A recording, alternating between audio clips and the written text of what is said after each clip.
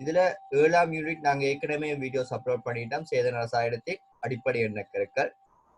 இப்ப நாங்க பார்க்க போறது 8ஆம் பாடம் ஹைட்ரோ கார்பன்களும் அலசன் சேர் ஹைட்ரோ கார்பன்கள். இந்த பாடம் கொஞ்சம் பெரிய பாடம். ஆகவே இந்த பாடத்தை ஒரு பாட்டா உடைச்சுத்தான் வீடியோ வரும். ஸோ டெய்லி நீங்க 8 மணிக்கு ஆன்லைனுக்கு வருவீங்களா இருந்தால் உங்களுக்கு இந்த வீடியோஸை பார்க்கக்கூடியதா இருக்கு.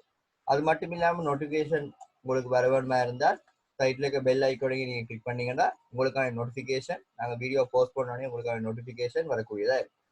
ஸோ இப்போ நாங்கள் பார்ப்போம் ஹைட்ரோ கார்பன்களும் அலசன் சேர் ஹைட்ரோ கார்பன்கள். இந்த பாடம் ஆர்கானிக்ல கொஞ்சம் பெரிய பாடம். அதுக்கு பிறகு இருக்கிறது ஆக்சிஜன் சேர் சேர்வைகள், அதுக்கு பிறகு நைட்ரஜனை கொண்ட சேர்வைகள். ஆகவே இதுல நாங்க ஹைட்ரோ கார்பன்களும் அலசன் சேர் ஹைட்ரோ கார்பன்களும் படிக்கிறனால கொஞ்சம் பெருசா இருக்கும். இதுல பென்சின் வரும், அடுத்தது அலசன் சேர் ஹைட்ரோ கார்பன்கள் வரும். ஆகவே இப்படி நிறைய பார்ட்ஸ் வரும். ஆகவே இப்ப நாங்க இந்த வீடியோல பார்க்க போறது அலிபாட்டிக் ஹைட்ரோ கார்பன்களின் கட்டமைப்புகள், பௌதீக இயல்புகள் மற்றும் பிணைப்புகளின் தன்மை. அதே பௌதீக இயல்புகள் பற்றி தான் இந்த வீடியோல பார்க்க போறோம். நெக்ஸ்ட் நாளைக்கு வர வீடியோல அதற்கான தாக்கங்கள், அல்கேன்களோட தாக்கங்கள் பற்றி பார்ப்போம். ஆகவே இப்ப எங்களுக்கு தெரியும் அல்கேன் என்றால் என்னன்னு. அல்கேன் என்றால் கார்பன், ஹைட்ரஜன், ஆக்சிஜனை மட்டும் கொண்ட ஹைட்ரோ கார்பன். அதிலேயும் பிணைப்புகள் இல்லாட்டி, இரட்டை பிணைப்புகள் இல்லாட்டி அல்லது மும்மை பிணைப்புகள் இல்லாட்டி அதை நாங்கள் சொல்வது அல்கேன். ஆகவே இது ரிசோர்ஸ் புக்ல இருந்து எடுக்கப்பட்ட தகவல். ஸோ ரிசோர்ஸ் புக்கை நீங்க இது வரைக்கும் வாசிச்சிருக்க மாட்டீங்க எனக்கு தெரியும். ஏன்னா டைம் மினக்காட்டி இதை வாசிச்சிருக்க மாட்டீங்க. நீங்க ஸ்கூல் நோட்ஸையோ அல்லது கிளாஸ்ல ப்ரிப்பேர் பண்ணி தர நோட்ஸையோ தான் நீங்க வாசிச்சிருக்கீங்க. அது ரிசோர்ஸ் புக் தான் உங்களுக்கான கைட்லைன். ஸோ அதையே பேஸ் பண்ணி நாங்க போய்கொண்டிருக்கோம். ஆனா ரிசோர்ஸ் புக்கை தாண்டியும் சில நோட்ஸ் எங்களுக்கு தேவைப்படும். அப்படியான நோட்ஸ் வரும்போது நான் உங்களுக்கு சொல்றேன். கார்பனையும் ஹைட்ரஜனையும் மாத்திரம் கொண்ட சேர்வைகள் ஹைட்ரோ கார்பன்கள் ஆகும். இதங்களுக்கு முதல்ல அடிப்படையா விளங்கும். கார்பனும் ஹைட்ரஜனும் மாத்திரம் கொண்டதுதான் ஹைட்ரோ கார்பன். அலிபாட்டிக் ஹைட்ரோ கார்பன்கள். இந்த ஹைட்ரோ கார்பன்களை நாங்க aliphatic hydrocarbon, aromatic hydrocarbon பிரிப்போம். அலிபாட்டிக் ஹைட்ரோ கார்பன்ல வந்து சக்கரமற்றதுகள் எல்லாம் வரும். அதாவது அட்கேன், அட்கீன், அட்கைன்கள் எல்லாம் அலிபாட்டிக் ஹைட்ரோ கார்பன்களுக்குள்ள வரும். சக்கரமுடையதாக வாரது அந்த பாகுபாடுங்களுக்கு பெருசா தேவையில்லை. அலிபாட்டிக், அரோமேட்டிக் இருக்குன்னு தெரிஞ்சா சரி.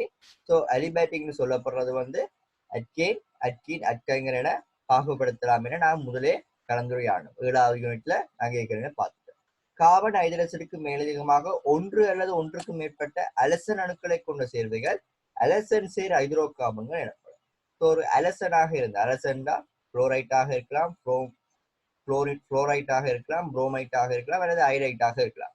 இந்த 4 வேளாங்கூட்ட மூலகங்கள், அதாவது 17ஆம் கூட்ட மூலகங்கள் இவை சேருமாக இருந்தால், ஹைட்ரோ கார்பன்களோட இவை சேருமாக இருந்தால் அது அலசன் சேர் ஹைட்ரோ கார்பன் நாங்க சொல்லுவோம். ஸோ அலிபாட்டிக் ஹைட்ரோ கார்பன்களின் கட்டமைப்புகள், பௌதிக இயல்புகள் மற்றும் பிணைப்புகளின் தன்மை, இதான் நாங்க இதுல மெயினா பார்க்க போறோம்.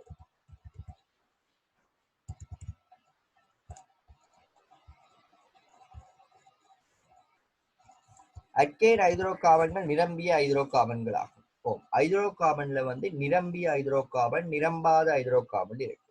நிரம்பிய ஹைட்ரோ கார்பன் என்னென்றால் டபுள் பாண்ட் அல்லது ட்ரிபிள் பாண்ட் இல்லாட்டி அது நிரம்பிய ஹைட்ரோ கார்பன். அதாவது பிணைப்புகளை மேலும் ஏற்படுத்த முடியாமல் பூரணமாக பிணைப்புல இருந்தால், அதாவது பூரண ஒரு பிணைப்புல இருந்தால் அது வந்து நிரம்பிய ஹைட்ரோ கார்பன் சொல்லுவார். நிரம்பாத ஹைட்ரோ கார்பன் எதுன்னு நீங்க பாத்தீங்கன்னா அல்கேன் நிரம்பியது, அட்கைனும் அட்கீனும் நிரம்பாது. அட்கீனும் அட்கைனும் நிரம்பாது. ஏன்னா அட்கீன் என்று சொல்லப்படுறது டபுள் பாண்ட், அட்கைன் என்று சொல்லப்படுறது ட்ரிபிள் பாண்ட். அவை வந்து நிரம்பாதது. இச்சேர்வையில் கார்பன் ஹைட்ரஜன், கார்பன் கார்பன் ஒற்றைப்பிணைப்புகள் மாத்திரம் காணப்படும். அட்கேன்ல எளிய அல்கேன் ஹைட்ரோ கார்பன் மெதேன் ஆகும். எளிய ஒரு கார்பனை கொண்ட அல்கேன் வந்து மெதேன். அத்துடன் இது ஒரு கார்பன் அணுவை மாத்திரம் கொண்டுள்ளது. 4 ஹைட்ரஜன் அணுக்கள் இக்கார்பன் அணுவிற்கு 4 ஒற்றை பிணைப்புகளால் இணைக்கப்பட்டுள்ளன. ஒரு கார்பனை சுற்றி 4 ஹைட்ரஜன் இணைக்கப்பட்டுள்ளது. ஸோ இதுதான் ஒற்றை பிணைப்புகளால் இணைக்கப்பட்டுள்ளது. 2 கார்பன் அணுக்களை கொண்ட அல்கேன் எதேன் ஆகும். உங்களுக்கு தெரியும் C2H6 வரும். இதுல என்ன சொல்லப்படுது நாங்க கொஞ்சம் சுருக்கமாக பார்ப்போம். இந்த பந்தியில் என்ன சொல்லப்படுதுன்னா மெதேன் எதேன் புரோப்பேன் போகுது. ஸோ மெதேன் குறியீடு வந்து CH4 வரும். எதேனுக்கு வந்து C2H3 அதாவது CH3 இருக்கும். புரோப்பேனுக்கு வந்து CH3 CH2 CH3 இருக்கும். நான் ஒரு நீண்ட சங்கையை தான் சொல்றேன். ஸோ இது இப்படி இருக்கு.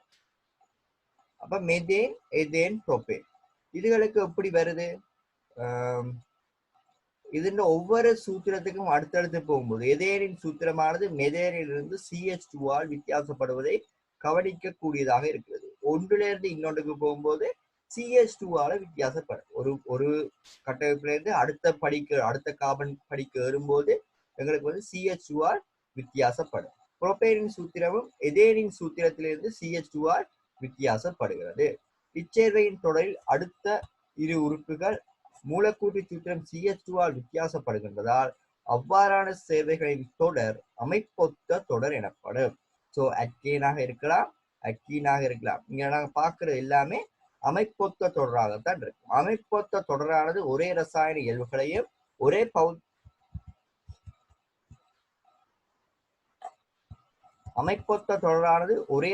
இயல்புகளையும் ஒரே பௌதிக சூத்திரத்தினுடைய சேர்வைகளின் தொடர் ஒன்றில் அடுத்த உறுப்பினர்கள் CH2 அலகால் வித்தியாசப்படுவதான சேர்வைகளின் தொடராகும். அட்கேனின் பொது சூத்திரம் CnH2n+. இது நீங்க எந்த ஒரு அட்கேனுக்கு கார்பனுக்கு அந்த எண்ணுக்கு பதிலாக 1 2 3 இடலாம். ஸோ அப்படி விட்டீங்களா உங்களுக்கு அட்கேனுக்கான பொது சூத்திரம் கிடைக்கும் CnH2n+2. இது தெரியணுமான்னு கேட்டால் தெரிந்திருந்தால் ஓரளவு நல்லது. தெரியாட்டிலும் நாங்க ஒரு சேர்வையை தந்தோம்னா இது அட்கேனாடு வரைந்தும் கூட கண்டுபிடிக்கலாம். ஸோ இது தெரிஞ்சு வச்சிருக்கிறது உங்களுக்கு MCQலையும் சரி ஸ்ட்ரக்சர் கேள்வியிலையும் சரி இதை ஒரு சேர்வையை தந்துட்டு இது அட்கைனான்னு கேட்டால் உங்களுக்கு இலகுவாக அடையாளம் காணக்கூடியதாக இருக்கு. அத்துடன் சக்கர அட்கேன்கள் தவிர்ந்த ஏனைய அட்கேன்கள் பொது சூத்திரத்தை பின்பற்றும். சக்கர அட்கேன்களை பற்றியோ அல்லது சக்கரம் சம்பந்தமான அட்கைனை பற்றி நாங்க பெரிதாக படிக்க போறதில்லை எங்களோட சிலபஸ்ல. சக்கரதுன்ற அப்படி இருக்கும்னால் இப்ப நாங்க படிக்கிறது எல்லாமே ஒரு கார்பன்ல தொடங்கி இன்னொரு கார்பன்ல முடியும். ஸோ இப்படி ஒரு ஸ்டார்டிங்கும் ஒரு எண்டிங்கும் இருந்தால் அது சக்கரமற்றன்னு சொல்லுவோம். சக்கரம்னா எப்படி இருக்கும்னால் இந்த கார்பன் இன்னொரு கார்பனோடு வந்து இணைந்தால் இந்த ஆரம்ப கார்பன் இறுதி கார்பனோட வந்து இணைந்தால் அல்லது குறுக்காக இணைக்கப்பட்டிருந்தால் குறுக்காக ஒரு இந்த கார்பன் ஒரு 3 கார்பன் இணைக்கப்பட்டிருந்தால் அல்லது 4 கார்பன் ஒரு சதுரமாக இணைக்கப்பட்டிருந்தால் அது சொல்லுவோம் நாங்க சக்கரை. நீங்க வேணும்னா நெட்ல சர்ச் பண்ணி பார்க்கலாம். சக்கரை அட்கேன் சக்கரம் சம்பந்தமானது சக்கரம் சம்பந்தமானதை நீங்க தேடி பார்க்கலாம். அட்கேன் ஹைட்ரோ கார்பன்களின் இயல்புகள். அட்கேன் மூலக்கூறு இப்ப நாங்க பார்த்துக்கொண்டு அட்கேன் இன்னும் அட்கைனும் பார்க்கல. ஸோ அட்கேனை பார்த்துட்டு அடுத்ததை பார்ப்போம். அட்கேன் ஹைட்ரோ கார்பன்களின் இயல்புகள். அட்கேன் மூலக்கூறானது முனைவற்ற அல்லது மிகவும் முனைவு குறைவான மூலக்கூறு. ஸோ இது விளங்கணும். ஏனென்றால் இது வந்து அவ்வளவு முனைவுறாதது, ஓரளவு முனைவுறும். ஆனால் அது நாங்கள் முனைவற்றதுன்னு கூட சொல்லலாம். ஏன்னா அந்த கார்பனுக்கும் ஹைட்ரஜனுக்கும் இடையிலான மின்னேற்றமே வித்தியாசம் குறைவினாலையும் அடுத்தது ஒரு ஒழுங்கான கட்டமைப்பிலையும் அடுக்கப்பட்டிருக்கு. ஒரு கொஞ்சம் தான் வித்தியாசப்படும். அந்த நாங்க மியூவை கால்குலேட் பண்ணி பார்த்தவாக இருந்தால் ஒரு சொட்டு தான் வித்தியாசப்படும். ஸோ நாங்கள் அதை முனைவற்றதுன்னு கூடவும் கருதி கொள்ளலாம். இரு முனைவற்ற மூலக்கூறுகளுக்கு இடையான கவர்ச்சி விசை கலைவு இடைவிசைகள் ஆகும். இது நாங்க 2ஆம் பாடத்துல படிச்சோம். 2 முனைவற்ற மூலக்கூறுகள் இருக்குமாக இருந்தால் அந்த 2 முனைவற்ற மூலக்கூறுகளுக்கும் இடையில இருக்கிற கவர்ச்சி விசை லண்டன் போர்சஸ் சொல்லுவோம். லண்டன் கலைவு இடைவிசைன்னு சொல்லுவோம். ஸோ இங்கேயும் அட்கேன்லையும் காணப்படுறது லண்டன் கலைவு இடைவிசை தான். லண்டன் கலைவு இடைவிசை எதுல தங்கி இருக்குன்னா அந்த மூலக்கூறுன்ற பருமன்லையும் அந்த மூலக்கூறுன்ற திணிவுலையும் தங்கி இருக்கு. ரெண்டும் அதிகரிக்கும் போது லண்டன் போர்சஸ் அதிகரிக்கும். ஆகவே இது என்ன நடக்குதுன்னு பாத்தீங்கன்னா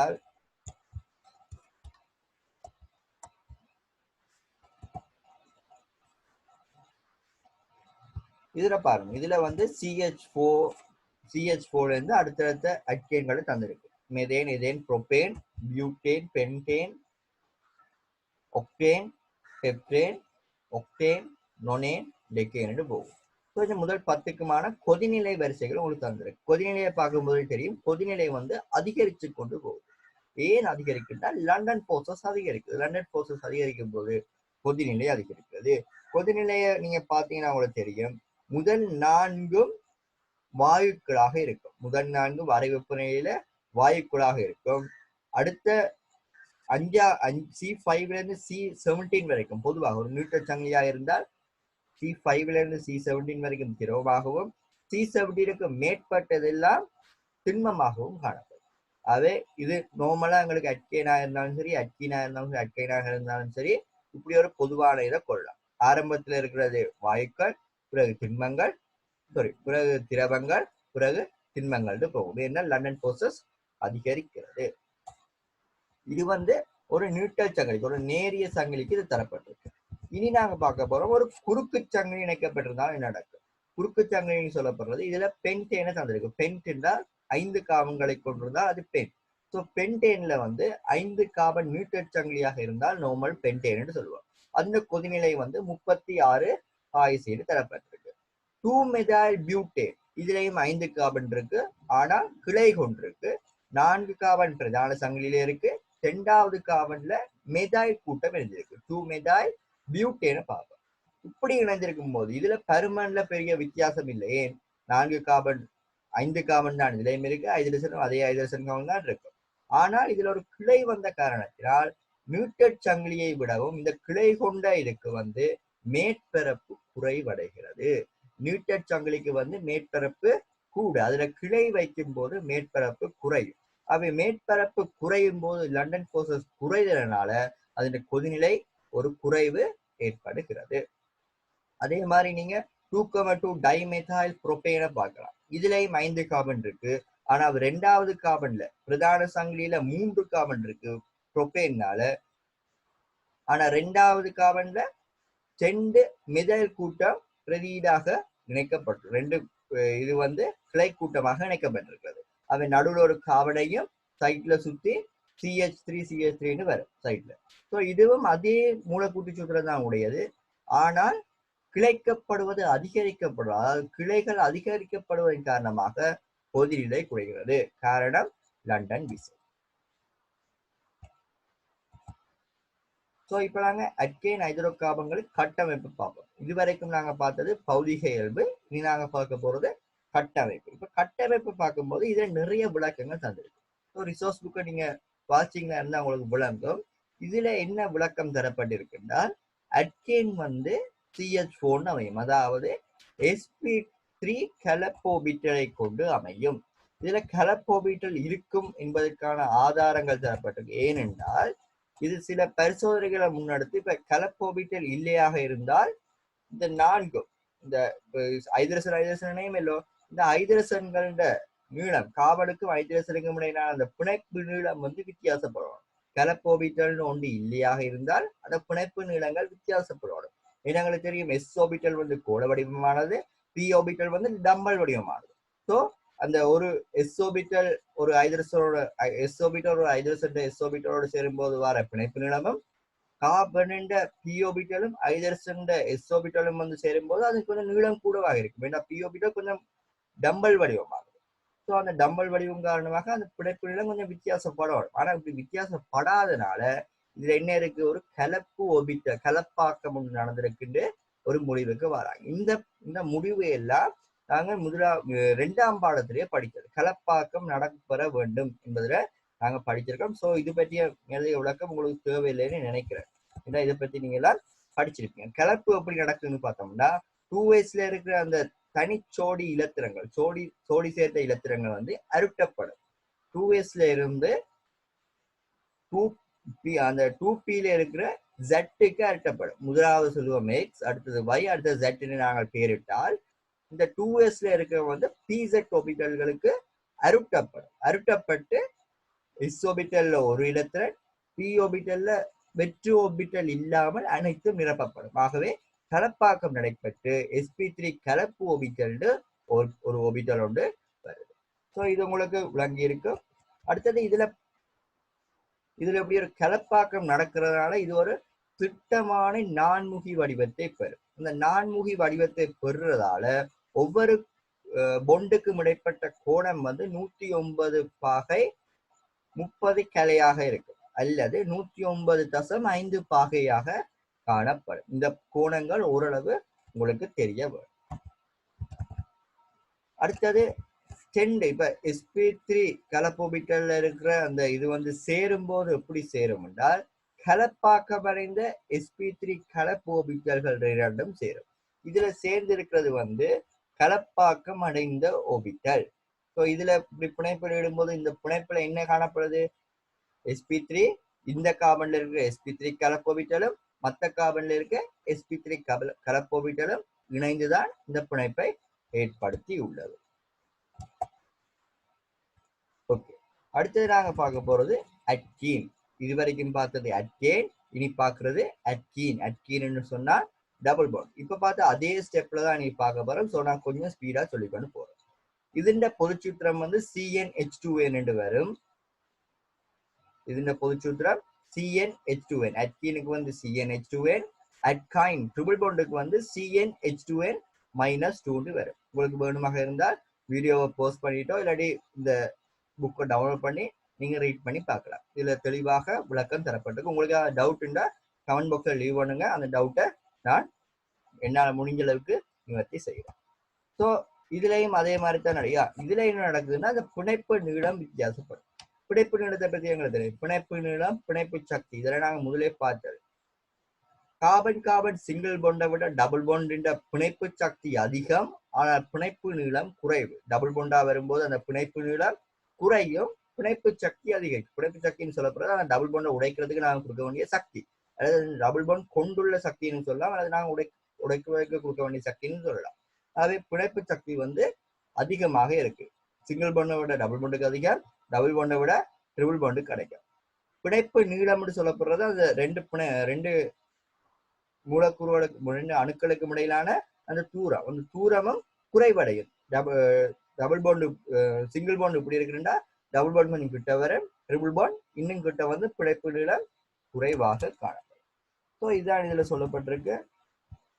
இதுலயும் நீங்க முதல்ல பார்த்த அதே இதுகளை கொண்டு வரலாம். இதுலயும் பெரிதாக முனைவுத்தன்மை இல்லை. இதை கொண்டு இதுண்ட அந்த கொதிநிலை ஏறுவரிசையையும் நீங்கள் லண்டன் விசையை மட்டும் கருதி கொண்டு வரலாம். என்றால் லண்டன் விசை தான் பெரும்பாலும் செல்வாக்கு செலுத்தது. ஸோ அட்கீன்களின் கட்டமைப்பு, அட்கீன்கள் எங்களுக்கு தெரியும். அட்கீன்ல வந்து டபுள் பாண்ட் வரனால அது கொஞ்சம் வித்தியாசமான. முதல்ல பார்த்தது sp3 கலப்பு, இப்ப அட்கீன்ல வாரது sp2 கலப்பு. sp2 கலப்பு என்றால் 3 ஓபிட்டல்கள் கலப்பாக்கத்தில் ஈடுபடும். ஸோ இதுல இருக்க இந்த 3 ஓபிட்டல்களும் கலப்பாக்கத்தில் ஈடுபடும். அரட்டப்பட்டு மிச்சமா இருக்கிற அந்த 3 ஓபிட்டல்களும் கலப்பாக்கத்தில் ஈடுபட்டு தனியா ஒரு p ஓபிட்டல் தனியா போகும். அது ஒரு வெற்று ஓபிட்டலாக இருக்கும். அந்த வெற்று ஓபிட்டல் வந்து பிணைப்புல ஈடுபடுறதுக்கு ஒரு பங்கை ஆற்றும். ஸோ அது பிணைப்பை பார்த்தோம்னா எங்களுக்கு விளங்கக்கூடியதா இருக்கும். ஸோ இப்படித்தான் பிணைப்பு நடக்குது.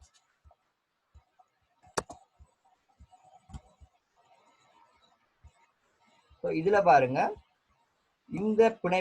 இந்த பிணைப்பு வந்து எதனால வந்திருக்கு? இந்த பிணைப்பு வந்து sp2 கலப்பு ஓபிட்டலால் நடைபெற்றிருக்கு. இந்த பிணைப்பு sp2 கலப்பு ஓபிட்டலால் நடைபெற்று. இந்த கார்பன்ல இருக்க sp2 கலப்பு ஓபிட்டலும் மற்ற கார்பன்ல இருக்க sp2 கலப்பு ஓபிட்டலும் பிணைப்புல ஈடுபடுத்தப்பட்டிருக்கு. இதுல வார இன்னொரு டபுள் பாண்ட், இது ரெண்டும் சேர்த்து இன்னொரு டபுள் பாண்ட் வரும். இந்த பாண்ட் எதால ஈடுபடுத்தப்பட்டிருக்கு? இந்த கார்பன்ல இருக்கிற p ஓபிட்டலும் இந்த கார்பன்ல இருக்க p ஓபிட்டலும் பிணைப்புல ஈடுபடுத்தப்பட்டிருக்கு.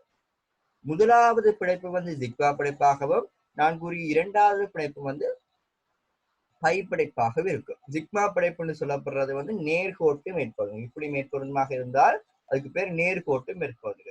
p ஓபிட்டல் வந்து பக்கவாட்டு மேற்பொருந்தும். இப்படி மேற்பொருந்தினால் அதுக்கு பேர் பக்கவாட்டு மேற்பொருந்துக. ஸோ இதுல சொல்றது அவ்வளவுதான். ஸோ உங்களுக்கு புக்கை டவுன்லோட் பண்ணீங்கன்னா உங்களுக்கு மேலதிக விவரங்களை விளங்கக்கூடியதாக இருக்கும்.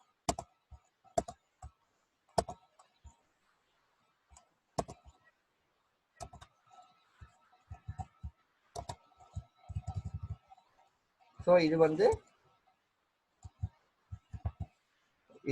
p orbital. இந்த p ஓபிட்டல் வந்து ஒரு தளத்துல இருக்கு. சாரி, p ஓபிட்டலில இந்த sp2 கலப்பு ஓபிட்டல் காரணமாக இது ஒரு தளத்துல இருக்கு. தளத்துல இருக்கும்னா அது ஒரு பிளேன்ஸ், ஒரு மேசையில வச்சால் அது அப்படியே நிற்கும். ஒரு தளத்தில் தான் இருக்கும், இருபரிமாணத்தில் தான் காணப்படும். ஒவ்வொரு பிணைப்புகளுக்கு இடையிலான கோணம் வந்து 120 பாகை. காரணம் என்ன? sp2 கலப்பாக்கம் வந்து sp2 கலப்பாகம் தளமுக்கோண வடிவமானது. தளமுக்கோண வடிவம் காரணமாக இது வந்து ஒரு தளத்துல இருக்கிற மாதிரி வருகிறது. அடுத்தது இதுல வந்து ஒரு சுயாதீன சுழற்சி இருக்கிறது. இதுல டபுள் பாண்ட் இருக்கு இல்லோ, ஸோ சுயாதீன சுழற்சி இருக்கு. அது நீங்க கேட்கலாம், இது பிறகு வரும், பின்னுக்கு இருக்கிறதுல வரும். இதுல நீங்க கேட்கலாம், இந்த இது இருக்கு இல்லோ, இவரேன் இப்படி மேலேயும் இப்படி கீழேயும் இருக்கக்கூடாதா? அதாவது ஒன்று இப்படியும் அடுத்தது இப்படியும் இணையக்கூடாது. இப்படி ஒரு சுழற்சி சுழலாம் தானே, இப்படி சுழலாதா? இங்கால இருக்கிற அந்த ஒரு காபனும் மற்ற காபனும் இந்த இரட்டை பிணைப்பை பயன்படுத்தி இப்படி சுழலாதான்னு கேட்கலாம். இல்ல, சுழலாது. காரணம் என்னென்றால் டபுள் பாண்ட் இருக்கும்போது, அந்த p ஆர்பிட்டால் இருக்கும்போது இப்படி சுயாதீன சுழற்சி ஏற்படாது. ஆனால் நாங்க இதுல என்னத்துல அக்கேன் வந்து சுயாதீன சுழற்சி அடையக்கூடியதாக இருக்கு. இதுல வந்து அப்படி ஒரு சுழற்சி அடையாது. ஸோ இது ஒரு தளத்துலதான் காணப்படும். அடுத்தது நாங்க அட்கைனை பார்த்தோம்னா, அட்கேன் வந்து sp3 கலப்பு, அட்கீன் வந்து sp2 கலப்பு, அட்கைன் வந்து sp கலப்பு. ஸோ sp கலப்புல ஈடுபடும் போது கலப்பாக்கத்தில் ஈடுபடாத 2 p ஆர்பிட்டால்கள் இருக்கும். அந்த 2 p ஆர்பிட்டால்களும் ஒன்றுக்கொன்று செங்குத்தாக அமைந்து பிணைப்புல ஈடுபடும். ஸோ இதுல உங்களுக்கு பார்த்தா விளங்கும், நீங்களே ரீட் பண்ணி பாருங்க. அப்ப நான் உங்களுக்கு விளங்கப்படுத்திட்டேன். ஸோ நீங்க மிச்சத்தை ரீட் பண்ணி பாருங்க. இதுல ஒரு சிக்மா பிணைப்பும் 2 பை பிணைப்பும் காணப்படும். ஒரு முதன்மையான சிக்மா பிணைப்பும் 2 பை பிணைப்பும் காணப்படும். p ஆர்பிட்டால்கள் மேற்பொருந்துறது வந்து பை பிணைப்புல தான் மேற்பொருந்தும். ஸோ இது நீங்க வாட்சி பார்த்தீங்கன்னா தெரியும். நான் முதல்ல சொன்ன அதே இதுதான் இந்த அட்கைனுக்கும் வருது. ஸோ இது எப்படி இருக்கும்னா ஒரு நேர்கோடாக இருக்கும். ஒரு நேர்கோடாக இருக்கும். என்றால் sp கலப்பு வந்து நேர்கோடாக அமையும். ஓகே, அடுத்த வீடியோல கட்டமைப்புகளின் அடிப்படையில் அட்கைன்களின் ரசாயன தாக்கங்களை பார்ப்போம். இந்த வீடியோ உங்களுக்கு யூஸ்ஃபுல்லா இருக்குமா இருந்தால் மத்தாக்களுக்கு ஷேர் பண்ணுங்க.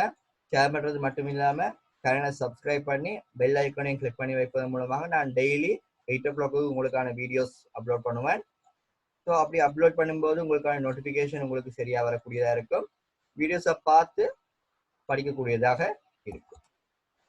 இப்படி எனக்கு இருக்கு அதுண்ட அறிமுகம் மட்டும்தான் இந்த வீடியோவில் பார்க்க போகிறோம். இது மாதிரி 4 வீடியோஸ் இருக்குது. அதையும் கண்டினியூஸாக பார்த்தீங்கன்னா உங்களுக்கு சப்ஜெக்ட் விளங்கக்கூடியதாக இருக்கும். கெமிஸ்ட்ரியை பொறுத்த வரைக்கும் நாங்கள் கைட்லைனாக வச்சு யூஸ் பண்ண போகிற புக்குன்னு பார்த்தா NIAல் பப்ளிஷ் பண்ணப்பட்ட ரிசோர்ஸ் புக். ஸோ இந்த ரிசோர்ஸ் புக் உங்கள்ட்ட எல்லாட்டையும் இருக்கும்னு நினைக்கிறேன். இந்த ரிசோர்ஸ் புக்கில் இருந்து தான் நாங்கள் விளங்கப்படுத்த போகிறோம். இந்த ரிசோர்ஸ் புக் உங்கள்கிட்ட இருக்குமா இருந்தால் அது உங்களுக்கு இலகுவாக விளங்கக்கூடியதாக இருக்கும். இந்த ரிசோர்ஸ் புக் உங்கள்கிட்ட இல்லாட்டி இதை நீங்கள் NIA.lkல போய் டவுன்லோட் பண்ணக்கூடியதாக இருக்கும். இது சேதன ரசாயன சம்பந்தமான சப்ஜெக்ட்னால முதல்ல சேதன ரசாயனத்தின் உபயோகங்களை நாங்கள் அறிஞ்சு கொள்ள வேணும். ஆகவே அன்றாட வாழ்க்கையில் சேதன ரசாயனங்களை பற்றி நாங்கள் இப்போ பார்க்க போகிறோம். முதலாவது பார்ப்போமா இருந்தால் உணவுக்கூறுகள். உணவுக்கூறுகளில் வந்து பிரதானமாக கார்போஹைட்ரேட்டுகள், கொழுப்புகள், புரதங்கள் இவை அனைத்துமே ஆர்கானிக் சேர்வைகளால் ஆக்கப்பட்டவை. ஆகவே நாங்கள் உண்ணுற உணவில் பெரும்பாலான பகுதி ஆர்கானிக் கம்போனன்ட்ஸால் ஆனவை என்பது விளங்கக்கூடியதாக இருக்கும். Plastic materials, PVC, polythene, nylon, paper cups இவை அனைத்துமே பல்பௌதியங்கள். இந்த பல்பௌதியங்கள் அனைத்துமே ஆர்கானிக் சேர்வைகளால் ஆக்கப்பட்டவை. ஆகவே இவையும் நமது அன்றாட வாழ்க்கையில் நாங்கள் உபயோகிக்கும் சேதன ரசாயன பொருட்களே. அடுத்ததாக மருந்து வகைகளை நாங்கள் பார்ப்போமாக இருந்தால் பாராசிட்டமால், அஸ்பிரின், பென்சிலின், அமோக்சிலின் போன்ற நாங்கள் அன்றாடம் உபயோகிக்கின்ற வலி நிவாரிகளாக இருக்கட்டும் அல்லது நாங்கள் இருமலுக்கு கொடுக்கின்ற சிறப்பாக இருக்கட்டும் அனைத்துமே ஆர்கானிக் கம்போனன்ட்ஸால் ஆனவை. உங்களுக்கு இதை நீங்கள் செக் பண்ணி பார்க்க முடியும். வீட்டில் நார்மலாக வயசு போனாக்கள் குடிக்கிறதுக்கு வச்சுருக்கிற சிறப்பில் இருக்க துண்டு எடுத்து நீங்கள் பார்த்தீங்களா விளங்கும். பென்சீனோட நைட்ரசன் கொண்ட சேர்வை என்ற படம் இருக்கும். அப்படியான சேர்வைகள் தான் நாங்கள் எமது அன்றாட வாழ்க்கையில் நாங்கள் பயன்படுத்தி கொண்டிருக்கிறோம். ஆகவே ஆர்கானிக் கம்போனன்ட்ஸ் என்று சொல்லப்படுறது மிகவும் அதிகமாக எமது பயன்பாட்டில் உள்ளது. எரிபொருட்கள். எரிபொருட்களில் அனைத்துமே ஆர்கானிக் கம்போனன்ட்டால் ஆனது. அதாவது பெட்ரோல், டீசல், LP கேஸ், மண்ணெண்ணெய் இவை அனைத்துமே ஆர்கானிக் சேர்வைகளால் ஆனது. அவை இதிலிருந்து உங்களுக்கு விளங்கும் ஆர்கானிக் சேர்வைகள் என்பது நமது வாழ்க்கையில் எவ்வளவு இன்றியமையாத ஒரு பதார்த்தமாக இருக்கிறது. இதனை நாங்கள் கற்க வேண்டும். இதனை கற்று இதை எவ்வாறு வினைத்திறனாக பயன்படுத்துவது தொடர்பான அறிவை பெருக்குவதே சாலச் சிறந்தது. நாங்கள் கிரேட் 10-11 படிச்சிருக்கிறோம். ஆர்கானிக் கம்போனன்ட்ஸ்ன்றா அதில் மெயின் பார்ட்டாக கார்பன் இருக்கும். அப்படின்னா இந்த கார்பனுக்கு எப்படி இவ்வளோ பதார்த்தங்களை உருவாக்குவதற்கான ஒரு தன்மை வருது என்று உங்களுக்கு ஒரு டவுட்டாக இருக்கும். கார்பனின் பெருமளவு எண்ணிக்கை சேதனச் சேர்வைகளை பரந்த கட்டமைப்பு வேற்றுமைகளுடன் உருவாக்குகிறது. கார்பனின் ஒப்பற்ற தன்மை, கார்பன் எவ்வாறு மற்ற மூலகங்களிலிருந்து வேறுபடுகிறது என்பதை நாங்கள் பார்க்க போகிறோம். எங்களுக்கு தெரியும் இதுதான் கார்பன் அணு. கார்பன் அணு எண் 6. ஆகவே இதில் 6 இலத்திரன்கள் உண்டு. இது 2ஆம் ஆவர்த்தனத்தில் உள்ள 4ஆம் கூட்டத்தில் உள்ள ஒரு மூலகம். இதன் இலத்திரன் நிலையமைப்பை நாங்கள் எழுதினோம்னா 1s2 2s2 2p2 என்று வரும். இதன் தரைநிலையில் இருக்கும்போது இலத்திரன் பெட்டி வரைவானது காட்டப்பட்டுள்ளது. இலத்திரன் பெட்டி வரைவிலே இறுதியாக இருக்கிற 2p ஆர்பிட்டலில் ஒரு வெற்று ஆர்பிட்டல் காணப்படுகிறது. ஆகவே இது அருட்டப்படும் போது 2sல் இருக்கிற அந்த ஒரு இலத்திரனானது 2p ஆர்பிட்டலுக்கு தாவி அந்த வெற்று ஆர்பிட்டலை நிரப்ப முடியும். 4 சோடி சேரக்கூடிய இலத்திரன்களை கொண்ட உறுதியான ஒரு நிலை பெறப்படுவதால் கார்பன் பல சேர்வைகளை உருவாக்குகிறது. அதாவது இது 4 பிணைப்புகளை உருவாக்கக்கூடியது. தன்னை சுற்றி 4 பிணைப்புகளை கார்பன் உருவாக்கக்கூடிய தன்மையானது அது அருட்டப்பட்ட நிலைமையில் கிடைப்பதால் கார்பனால் பெருமளவு சேர்வைகளை உருவாக்க முடிகிறது. மேலதிகமாக பார்ப்போமானால் கார்பனின் பிணைப்புகள் எதிர் பிணைப்பு சக்தியை நாங்கள் அட்டவணைப்படுத்தி பார்த்தால் கார்பனானது ஒற்றை பிணைப்பு, இரட்டை பிணைப்பு, மும்மை பிணைப்பு என்று உருவாக்கக்கூடியது. அதனது பிணைப்புகள் அதிகரிக்க அதிகரிக்க அதனது பிணைப்புகளின் சக்தி அதிகரிக்கிறது. ஆனாலும் கார்பன் பிணைப்பை விட சிலிக்கன் பிணைப்பானது சக்தி குறைந்ததாக உள்ளது. எனவே கார்பன் பிணைப்பு சக்தி அதிகமாக காணப்படுவதால் அது மிகவும் உறுதியான நிலையாக காணப்படுவது. ஆகவே உறுதியான நிலையை அது பெறுவதால் அதனால் பரந்தப்பட்ட கட்டமைப்பை கூடிய சேர்வைகளை ஆக்கக்கூடியதாக உள்ளது. தொழிற்பாட்டு கூட்டங்கள் தொடர்பான சேதனச் சேர்வைகளின் பல்வகைமை. சில சேதனச் சேர்வைகள் கார்பன் ஐதரசனை மாத்திரம் மூலக்கூற்று மூலகங்களாக உடையன. இவை ஐதரோ கார்பன்கள் எனப்படும். முதல்ல எங்களுக்கு ஐதரோ கார்பன்டா என்னென்னு தெளிவாக விளங்கணும். ஐதரோ கார்பன் சொல்லப்படுறது கார்பனையும் ஐதரசனையும் மட்டும் கொண்ட சேர்வைகள். ஆனால் ஆர்கானிக் கம்போனன்ட்ஸ் என்றால் தனியாக கார்பனும் ஐதரசனும் மட்டும் இருக்கணும்ன்ற எந்த விதமான அவசியமும் இல்லை. அந்த கார்பனையும் ஐதரசனையும் பிரதானமாக கொண்டு அது தவிர ஒக்சிசன், நைட்ரசன், சல்ஃபர் போன்ற வேறு பல மூலகங்களும் காணப்படலாம். எனினும் ஐதரோ கார்பன்கள் என வரப்போது கார்பனையும் ஐதரசனையும் மாத்திரமே அவை மூலகங்களாக உடையவை. இப்பொழுது நாங்கள் ஐதரோ கார்பன்களின் பிரிவுகளை பார்க்கலாம். ஐதரோ கார்பன்கள் என்ற பெரிய கிளையிலிருந்து அரோமேட்டிக் ஐதரோ கார்பன், அலிபாட்டிக் ஐதரோ கார்பன் என 2 வகையாக வகைப்படுத்தலாம். முதலாவதாக நாங்கள் அலிபாட்டிக் ஐதரோ கார்பன்களை எடுத்தோமானால் சக்கரமற்ற சக்கரை என்று 2 வகைப்படும். சக்கரை என்று வரும்போது அது ஒரு திறந்த சங்கிலியாக இல்லாமல் அது ஒரு மூடிய கார்பனை கொண்டு ஒரு மூடிய சங்கிலியாக காணப்படும். அதுவே சக்கரை என்று வரும். அதாவது அந்த சேர்வையில் முடிவிடமானது காணப்படாது. அடுத்த சக்கரமற்றவை நோக்கினோமானால் அட்கைன் என 3 வகைப்படும். அட்கேன் எனப்படுவது கார்பன் ஒற்றை பிணைப்பை கொண்டது. அட்கீன் எனப்படுவது கார்பன் இரட்டை பிணைப்பை கொண்டது. அட்கைன் எனப்படுவது கார்பன் மும்மை பிணைப்பை கொண்டது. அடுத்ததாக நாங்கள் அரோமேட்டிக்கு ஐதரோ கார்பனை எடுத்து நோக்கினோமானால் அரோமேட்டிக் என்று சொல்லப்படுவது பென்சீன் வளையத்தை பிரதானமாக கொண்டது. பென்சீன் வளையத்தை பிரதானமாக கொண்டவை அரோமேட்டிக்கு ஐதரோ கார்பன்கள் எனப்படும். பென்சீன் வளையம் எனப்படுவது அருகோணிக்குள் ஒரு வட்டம் போட்டதாக உள்ள கட்டமைப்பை பென்சீன் எனப்படும். இவை பற்றியும் மேலதிக விளக்கங்களை நாங்கள் பின்னர் பார்ப்போம். இந்த பிரிவுகள் உங்களுக்கு ஞாபகம் இருந்தால் சரி. ஐதரோ கார்பன்கள் எனப்படுபவை அரோமேட்டிக் ஐதரோ கார்பன்கள், அலிபாட்டிக் ஐதரோ கார்பன்கள் என 2 வகைப்படும். அலிபாட்டிக் ஐதரோ கார்பன்கள் சக்கரமற்ற சக்கரை என்று வாய்ப்படுத்தப்படும். சக்கரமற்ற ஆனது அட்கைன் என 3 வகையாக வகைப்படுத்தலாம். சேதனச் சேர்வைகளில் உள்ள தொழிற்பாட்டு கூட்டங்கள். இந்த அட்டவணையில் தரப்பட்டிருப்பதே சேதனச் சேர்வையில் உள்ள தொழிற்பாட்டு கூட்டங்களாகும். இவை ஒவ்வொன்றை பற்றியும் நாங்கள் இனிவரும் பாடங்களில் படிக்க உள்ளோம். இந்த சேர்வைகள் பற்றிய அவற்றின் அமைப்பு பற்றிய சிறிய விளக்கம் இதில் தரப்படுகிறது. இனிவரும் பகுதிகளில் இவற்றை நாம் விரிவாக படிக்க உள்ளதால் இதிலே மிகவும் இலகுவாக இதை நோக்கலாம். முதலாவது பகுதியில் தொழிற்பாட்டு கூட்டங்களும் அடுத்ததாக அமைப்பொத்த பெயரும் அடுத்ததாக உதாரணங்களும் தரப்பட்டுள்ளன. அமைப்பொத்த தொடரையும் தொழிற்பாட்டு கூட்டத்தையும் நோக்குவோம். அட்கீன் எனப்படுவது கார்பன் கார்பன் இரட்டை பிணைப்பை கொண்டது அட்கீன் ஆகும். அட்கைன் எனப்படுவது கார்பன் கார்பன் மும்மை பிணைப்பை கொண்டது. அல்கஹால் எனப்படுவது OH பிணைப்பை கொண்டது. அல்டிஹைட் எனப்படுவது கார்பன் ஹைட்ரஜன் ஆக்சிஜன் என்ற மூன்றையும் ஒரே கட்டமைப்பாக கொண்டது. கீட்டோன் எனப்படுவது கார்பன் டபுள் பாண்ட் கார்பனை கொண்டு அந்த கார்பனில் மேலும் 2 பிணைப்புகள் இணையக்கூடியதாக கொண்டது கீட்டோன் எனப்படும். கார்பாக்சிலிக் அமிலமானது COOH என அமைப்படுவது. அமில ஏலைட்டு, இந்த அமில ஏலைட்டிலே எக்ஸ் என தரப்பட்டுள்ளது. அதாவது அந்த எக்ஸ் ஆனது ஏதாவது ஒரு ஏலைட்டை குறிக்கிறது. ஏலைட்டு எனப்படுவது 17ஆம் கூட்ட மூலகம் குளோரின் புரோமின் என்பவை காணப்படலாம். அடுத்ததாக எசுத்தர். இந்த எசுத்தர் ஆனது மேலே குறிப்பிட்ட கார்பாக்சிலிக் அமிலத்தை போன்றது. எனினும் கார்பாக்சிலிக் அமிலத்தில் காணப்படும் ஹைட்ரஜனுக்கு பதிலாக இதிலே பிரிதொரு கூட்டம் இணைக்கப்பட்டிருக்கலாம். இதிலே R என குறிப்பிடப்படுவது ஏதாவது ஒரு அட்கேன் அல்லது ஏரைல் சேர்வை. அடுத்ததாக ஈதர் எனப்படுவது ஆக்சிஜனை கொண்ட அட்கைல் அல்லது ஏரைல் கூட்டத்தை கொண்டு அமையும் சேர்வையாகும். ஏமைட்டு எனப்படுவது COONH2ஐ கொண்டது. அமைன் எனப்படுவது நைதரசனை கொண்டது. அந்த நைதரசனில் வெவ்வேறான அட்கைல் கூட்டமோ அல்லது ஏரைல் கூட்டமோ அமையப்பெறலாம். அடுத்தது நைத்ரைலானது C�BNை பிரதானமாக கொண்டது. அட்கைல் ஏலைட் எனப்படுவது ஒரு அட்கைல் கூட்டத்திலே ஏரைல் கூட்டத்தைச் சேர்ந்த ஒரு மூலகம் இணைக்கப்பட்டிருக்குமாயின் அது அட்கைல் ஏலைட் என அழைக்கப்படும். இங்கே R என குறிப்பிடப்படுவது அட்கைல் கூட்டமாகவோ ஏரைல் கூட்டமாகவோ அமையலாம் அல்லது ஒரு தனி ஐதரசனாக கூட அமையலாம். இதில் உள்ள உதாரணங்களை பார்த்து பயப்பட வேண்டிய அவசியமில்லை. இவற்றின் பெயர்கள் பற்றியவை பெயரிடுவது போன்ற பல விடயங்கள் அடுத்தடுத்த பகுதிகளில் வரவுள்ளன. இந்த 7ஆம் பாடமானது 4 வீடியோக்களை கொண்டது.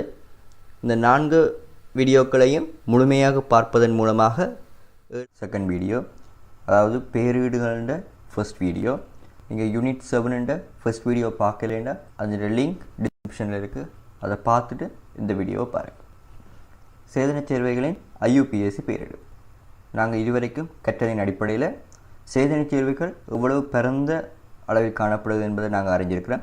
நாங்கள் இன்ஆர்கானிக்கில் எப்படி ஒரு சேர்வைக்கு பெயரிட்டோமோ அது மாதிரி இங்கே ஆர்கானிக்லையும் ஒவ்வொரு சேர்வைக்கும் பெயரிட வேண்டிய கட்டாயம் எங்களுக்கு இருக்குது. ஏனென்றால் அப்படி நாங்கள் பெயரிடாத போது சேர்வைகளுக்கு இடையிலான முரண்பாடுகள் வரும். சேர்வைகளை அழைப்பதிலேயோ அல்லது அதை இன்னொருவருக்கு விளங்கப்படுத்தி கூறுவதிலேயோ பல இடர்பாடுகளை நாங்கள் சந்திக்க வேண்டி வரும்.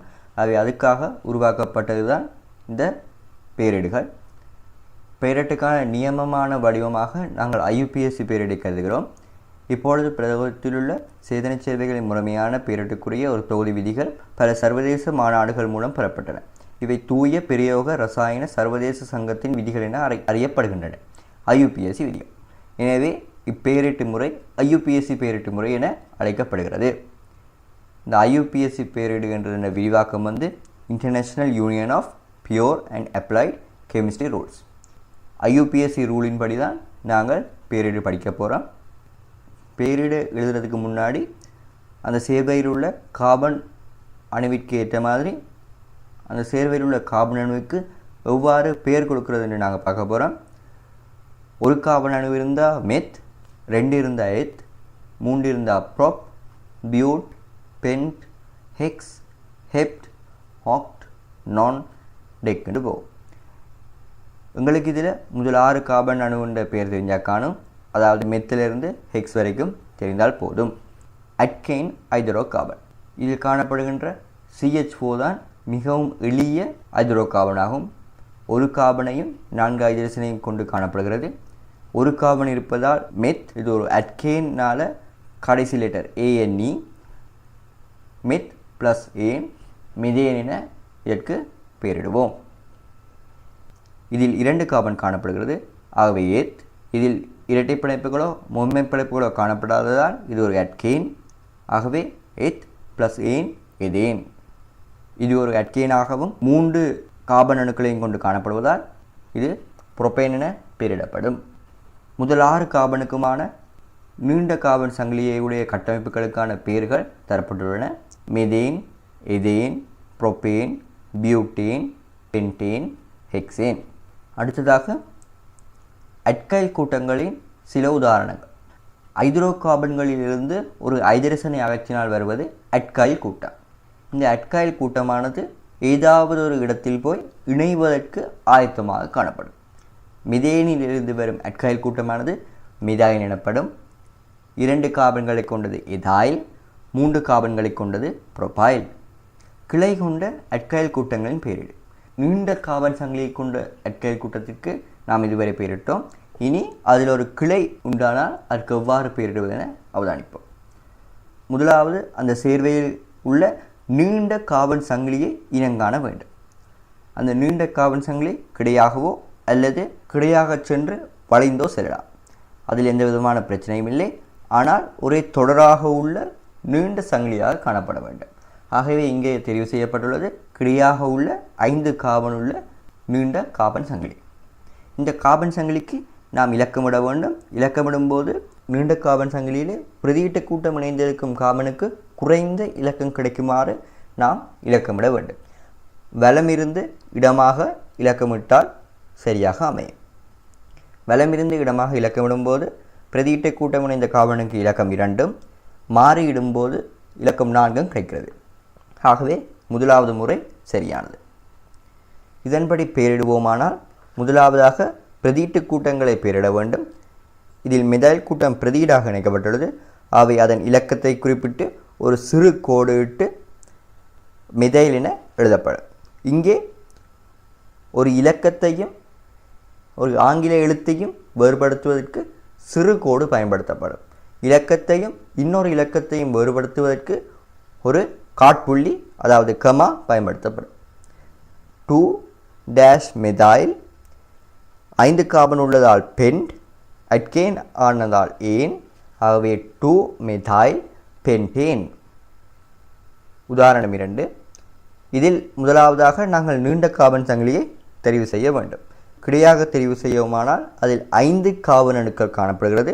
அவை கிடையாக சென்று கீழ்நோக்கி வரும்போது 6 கார்பன் அணுக்கள் காணப்படுகின்றது. இதனால் 6 கார்பன் உள்ளதே பிரதான சங்கிலியாக தெரிவு செய்யப்பட வேண்டும். பிரதான சங்கிலிக்கு இலக்கமிடும் போது முன்னர் குறிப்பிட்டது போன்று பிரதியீட்டு கூட்டத்திற்கு குறைந்த இலக்கம் வருமாறு இலக்கமிடல் வேண்டும். இடப்புறம் ஆரம்பித்து கீழ்நோக்கி வருமானால் அந்த எதைல் கூட்டம் இணைந்த கார்பனிற்கு இலக்கம் 3 கிடைப்பதுடன் மாறி விடுவோமானால் இலக்கம் 4 கிடைக்கும். ஆகவே முதலாவது முறை சரியானது. மூன்றாவது கார்பனில் எதைல் கூட்டமும் பிரதான சங்கிலியில் 6 கார்பனையும் கொண்ட அல்கேன் ஆனதால் 3-எதைல் ஹெக்சேன் என அழைக்கப்படும்.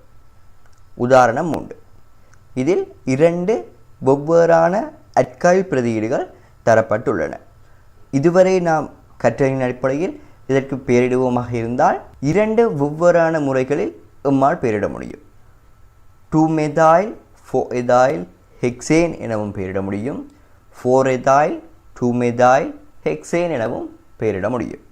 எனினும் ஒரு சேர்வைக்கு 2 பெயரிடுகள் தரப்படுதல் ஆகாது. இதன் அடிப்படையில் இதன் அடுத்த நியமமான அல்பபெடிக்கல் முன்னுரிமைக்கு நாம் செல்லல் வேண்டும். இதிலே ஆங்கில அகரவரிசையின் முன்னுரிமையின்படி எதாயிலில் உள்ள ஈ ஆனது மெதாயிலில் உள்ள எம்மை விட ஆங்கிலத்தின் ஏறுவரிசை அடிப்படையிலே ஈ முதலில் வருவதால் எதாயிலானது முதலில் எழுதப்பட வேண்டும். ஆகவே 4-எதாயில் 2-மெதாயில் ஹெக்சேன் என வழங்கப்படும். உதாரணம் 4. இதிலும் 3-எதாயில் 3-மெதாயில் பென்டேன் என வழங்கப்படும். எதாயில் முன்னுக்கு வருவதற்கு காரணம் ஈ ஆனது எம்மை விட ஆங்கில அகரவரிசைப்படி ஆரம்பத்தில் உள்ளது ஆகும். உதாரணம் 5. இதில் ஒரே பிரதியீட்டு கூட்டம் 2 வெவ்வேறு இடங்களில் இடம்பெற்றுள்ளது. 2வது 4வது கார்பனில் மெதைல் கூட்டம் இணைந்துள்ளது. 5 கார்பனை நீண்ட கார்பன் சங்கிலியில் கொண்டுள்ளது. ஆகவே 2-மெதாயில் 4-மெதாயில் பென்டேன் என வழங்கப்படல் வேண்டும். எனினும் இவ்வாறு ஒரே பிரதியீட்டு கூட்டத்தை மீண்டும் மீண்டும் எழுதுவது சிரமமானது. ஆகவே இதற்காக நாம் சில முச்சேர்க்கைகளை பயன்படுத்துகின்றோம். இது நாம் வழமையாக அறிந்ததே. மோனோ, டை, ட்ரை, டெட்ரா, போன்றவையே வழங்கப்படும். இந்த முச்சேர்க்கைகளின் அடிப்படையில் 2 ஒரே பிரதியீட்டு கூட்டம் காணப்படுவதால் 2,4 டைமெথাইல் பென்டேன் என எழுதலாம். 2ஐயும் 4ஐயும் வேறுபடுத்துவதற்கு ஒரு காட்புள்ளி இடப்பட்டுள்ளது. ஒரு இலக்கத்தையும் இன்னொரு இலக்கத்தையும் வேறுபடுத்துவதற்கு ஒரு காட்புள்ளியும், ஒரு இலக்கத்தையும் இன்னொரு ஆங்கில எழுத்தையும் வேறுபடுத்துவதற்கு சிறு கோடும் பயன்படுத்தப்படும். உதாரணம் 6. 3,3 டைமெথাইல் ஹெக்சேன் என பெயரிடப்படும். அடுத்ததாக நாம் அட்கீனையும் அட்கைனையும் பெயரிட வேண்டும். அட்கைனை பெயரிடும்போது இறுதியாக ANE என குறிப்பிட்டோம். ஆனால் அட்கீனையும் அட்கைனையும் பெயரிடும்போது அட்கீனுக்கு ENE எனவும் அட்கைனுக்கு YNE எனவும் குறிப்பிடப்பட வேண்டும். அட்கைன் எனப்படுவது சிங்கிள் பாண்ட், அட்கீன் எனப்படுவது டபுள் பாண்ட், அட்கைன் எனப்படுவது ட்ரிபிள் பாண்ட். உதாரணம் உண்டு. முதலில் நாம் இது அட்கேனா அட்கீனா அட்கைனா என இனங்காணல் வேண்டும். இது இரட்டை பிணைப்பை கொண்டுள்ளதால் இது ஒரு அட்கீன். முதலில் நீண்ட காவன்சங்கிலியை தெரிவு செய்ய வேண்டும். இந்த சேர்வையிலே கிளைகள் ஒன்றும் இல்லாததால் கிடையாக உள்ளதே நீண்ட காவன்சங்கிலி. நீண்ட காவன்சங்கிலிக்கு இலக்கமிடும்போது அந்த இரட்டை பிணைப்புக்கோ அல்லது மும்மை பிணைப்புக்கு குறைந்த இலக்கம் வருமாறு இலக்கமிடல் வேண்டும். வலமிருந்து இடமாக இலக்கமிடும்போது அந்த இரட்டை பிணைப்பு இணைக்கப்பட்ட காபனுக்கு இலக்கம் 1 கிடைக்கிறது. இதில் குறைந்த இலக்கத்தையே அந்த இரட்டை பிணைப்புக்கு வழங்க வேண்டும். முதலாவது காபனையும் இரண்டாவது காபனையும் அது இணைக்கின்ற போது குறைந்த இலக்கம் 1க்கு வழங்கப்படுவதால் இலக்கம் 1ஐயே அந்த இரட்டை பிணைப்புக்கு நாங்கள் வழங்குதல் வேண்டும். ஆகவே பெயரீடு எழுதும்போது நீண்ட காபன் சங்கிலியில் 4 காபன் காணப்படுவதால் பியூட் எனவும், முதலாவது காபனில் இரட்டை பிணைப்பு காணப்படுவதால் 1ஈன் எனவும் வழங்கப்படும். பியூட் 1ஈன் என எழுதலாம். இதை எழுதுவதற்கு இன்னொரு முறையும் காணப்படுவது, அதாவது பியூட் 1ஈனுக்கு பதிலாக 1 பியூட் ஈன் என்றும் எழுதலாம். எனினும் பியூட் 1ஈன் என எழுதுவது பிழைகள் விடுவதை குறைத்து கொள்ளும், அதனுடன் இலகுவாக இருக்கும் என்பதால் நான் முதலாவது முறையையே இனிவரும் படிகளில் பயன்படுத்துகின்றேன். எனினும் உங்களுக்கு இரண்டாவது முறை இலகுவாக தென்பட்டால் நீங்கள் இரண்டாவது முறையையும் பயன்படுத்தலாம். உதாரணம் 2. இதில் முதலாவதாக நாம் இலக்கமிட வேண்டும். இலக்கமிடும்போது இரட்டை பிணைப்புக்கு குறைந்த இலக்கம் வர வேண்டுமாதலால் வலமிருந்து இடமாக இலக்கமிடுகின்றோம். பென்ட் 2ஈன் என பெயரிடப்படும். உதாரணம் 3. இதில் பிரதியீட்டு கூட்டத்தை விட இரட்டை பிணைப்புக்கு முன்னுரிமை வழங்கப்படும். ஆகவே இலக்கமிட்டதன்படி 4வது காபனில் மிதைல் கூட்டம் காணப்படுவதுடன் நீண்ட காபன் சங்கிலியில் 5 காபன் காணப்படுகிறது. அத்துடன் 2வது காபனில் இரட்டை பிணைப்பு ஆரம்பிக்கிறது. ஆகவே ஃபோமெதாயில் பென்ட் 2ஈன். உதாரணம் 4.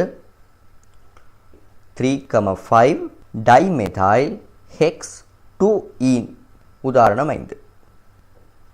இதில் 2 முறைகளில் இலக்கமிட்டு காண்பிக்கப்பட்டுள்ளது. 2 முறைகளிலும் இலக்கமிட்டாலும் இரட்டை பிணைப்புக்கு குறைந்த இலக்கமான இலக்கம் 3 கிடைக்கிறது. ஆகவே இதற்கு அடுத்தபடியான பிரதியீட்டு கூட்டத்தை நாம் பார்க்க வேண்டும். மேலே குறிப்பிட்ட இலக்கத்தின்படி பிரதியீட்டு கூட்டத்திற்கு இலக்கம் 2 கிடைக்கிறது. 2மெதாயில் ஹெக்ஸ் 3ஈன். இது இலகுவானதே. நேரடியாக விடையை அவதானிப்போமானால் 2,4 டைமெথাইல் ஹெக்ஸ் 3ஈன். உதாரணம் 7. மும்மைப்படுப்பு காணப்படுவதால் நாங்கள் YNE என அழைக்க வேண்டும். அட்கைன் ஆதலால் YNE என பெயரிடல் வேண்டும். ஆகவே இலக்கமிட்டதின்படி ஃபோமெதாயில் பென்ட் 2ஈன் என பெயரிடப்படும். உதாரணம் 8. 2மெதாயில் ஹெக்ஸ் 3ஈன். இப்பொழுது உங்களுக்கான பயிற்சி நேரம். இதனுடன் இந்த வீடியோவை போஸ்ட் பண்ணி உங்களால் இந்த கேள்விகளை செய்ய முடியுமா என சுயமாக செய்து பார்த்துவிட்டு வீடியோவை மேலும் கண்டினியூ பண்ணுங்கள். இதற்கான விடைகள் அடுத்த ஸ்லைடில் இடம்பெற்றுள்ளது.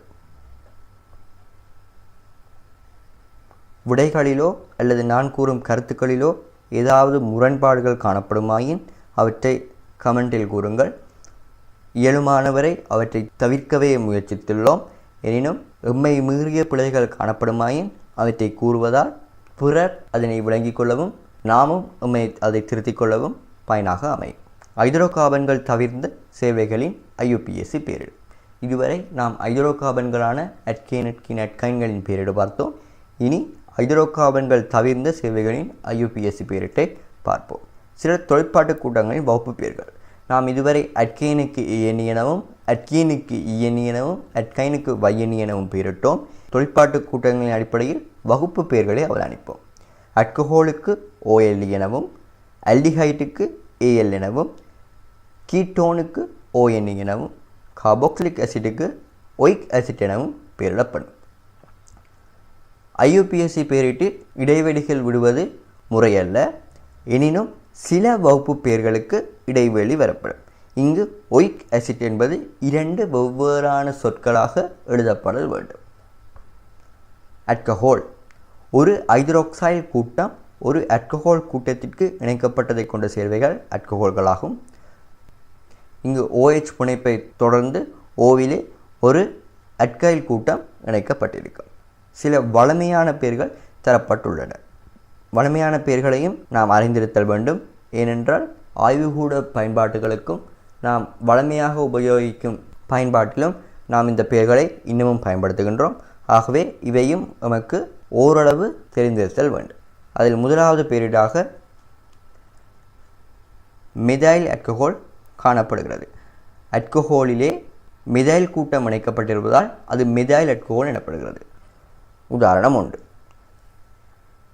இவ்வாறான தொழிற்பாட்டு கூட்டங்களை உடைய சேர்வைகளுக்கு நாம் பெயரிடும்போது தொழிற்பாட்டு கூட்டம் இணைந்துள்ள காவலுக்கு குறைந்த இலக்கம் வருமாறு நாம் பெயரிட வேண்டும்.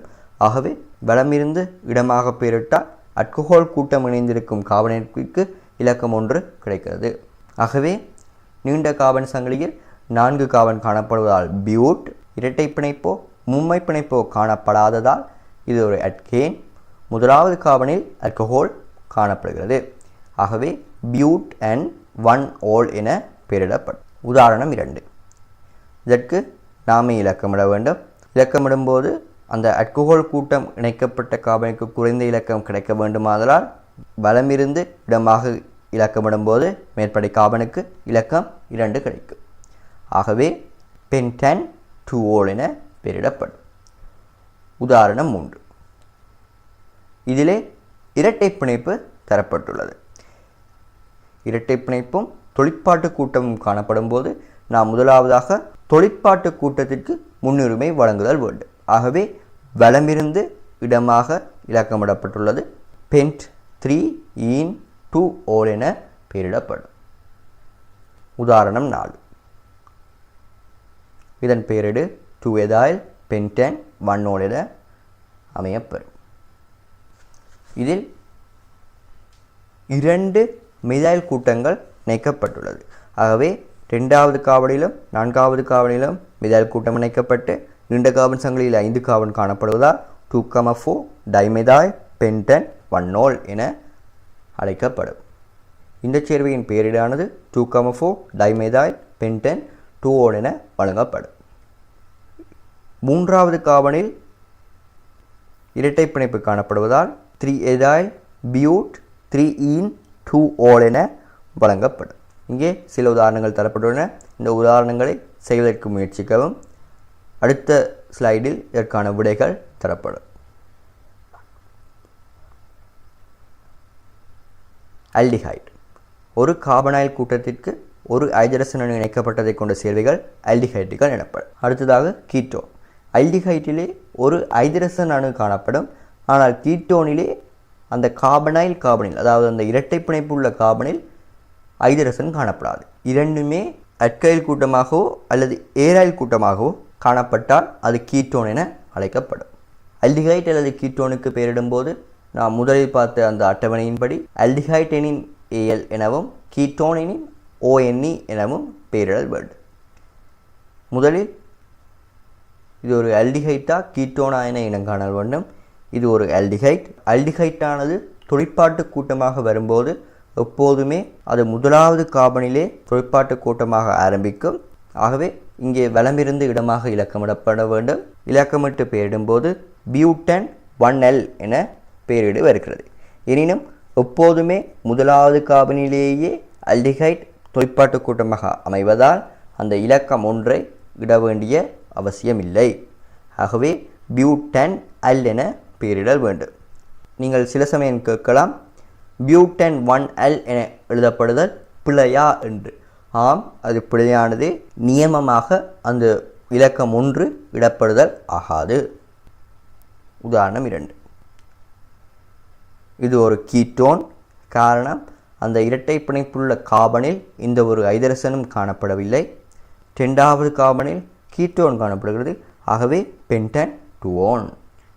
உதாரணம் 3. 3-methyl Ben 10 L. உதாரணம் 4. இதுவரை கற்பித்தது விளக்கமாக இருக்குமாயின் இனிவரும் பெயரிடுகள் உங்களுக்கு இலகுவானதாகவே அமையும். ஆகவே இதற்கு பெயரிடும்போது 2,4 டைமெதாயில் பென்டன் L என பெயரிடப்படும். உதாரணம் 4. 4-ethyl 2-methyl hexane 3-on. உதாரணம் 5. 3,4 டைமெதாயில் பென்டன் 2-on. உதாரணம் 6. 3,5 டைமெதாயில் ஹெக்ஸ் 4-ene 2-on. 4வது கார்பனில் இரட்டை பிணைப்பு காணப்படுவதால் 4-ene என வழங்கப்படுகிறது. உதாரணம் 7. 3-methyl hex 4-ene-L. 4வது கார்பனில் மும்மை பிணைப்பு காணப்படுவதால் YNE என வழங்கப்படுகிறது. இதில் சில உதாரணங்கள் தரப்பட்டுள்ளன. இவற்றை எழுதுவதற்கு முயற்சித்து இவற்றின் பெயர்களை எழுதுவதற்கு முயற்சிக்கவும். கார்பாக்சிலிக் அமில கூட்டத்தை உடைய சேர்வைகள் கார்பாக்சிலிக் அமிலங்கள் ஆகும். அதாவது COOH எனப்படுவது கார்பாக்சிலிக் அமில கூட்டம். இந்த கார்பாக்சிலிக் அமில கூட்டத்தை உடையவை கார்பாக்சிலிக் அமிலங்கள் எனப்படும். கார்பாக்சிலிக் அமிலங்களும் அல்டிஹைடை போன்று பிரதான தொழிற்பாட்டு கூட்டமாக அமையும் போது இலக்கம் 1ஐயே எடுக்கும். ஆகவே இதற்கும் இலக்கம் 1 இடப்படுதல் அவசியமன்று. பியூட் அண்ட் ஒயிக் அசிட் என பெயரிடப்படுகிறது. உதாரணம் 2. 4-methyl hexane oic acid. உதாரணம் 3. 3-ethyl 2-methyl hexane oic acid. உதாரணம் 4. 2,4 டைமெதாயில் பென்ட் 3-ene oic acid. உதாரணங்களை செய்ய முற்படுக.